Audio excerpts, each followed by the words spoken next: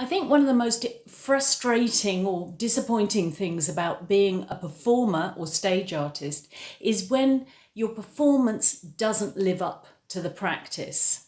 So you've done all the work, you've done the preparation, and then you get on stage or in the performance space and you just let yourself down. I mean, this happened to me countless times. And I think one of the problems then is that we take with us the emotional and energetic baggage of all those times when it didn't go well. And so this can, in fact, get worse and worse, this situation. As I've worked on myself around this and also with an EFT coach, I've discovered or found 4 key areas which are really important so that you can make genuine change and be able to show up in your performance as you do in your practice room. So there are 4 key areas. The first one is definitely your mindset, how you talk to yourself in the practice room. There's so many variations on this. You can be very hard on yourself, very nitpicky, or you can just say, well, I really hope it goes better in the performance than it does here. Neither of those are very effective in the long run.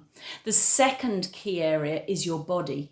So one thing with EFT tapping is we really focus in on the body and what is going on, especially when we get into fight or flight. So we're in anxiety or fear mode, and looking very closely at the symptoms, if you like, of the nerves actually helps to move them through and start to shift them.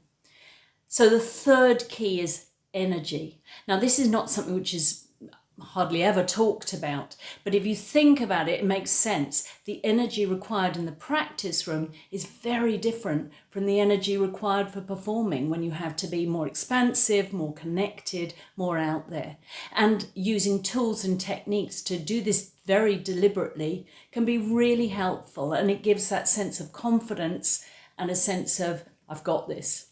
And the fourth thing is what I call the morning of the performance, the morning of the gig. So having some tools and techniques to set yourself up for the day ahead. And each person is different, of course, but there's ways that we can do so we get on a kind of good place and stay there.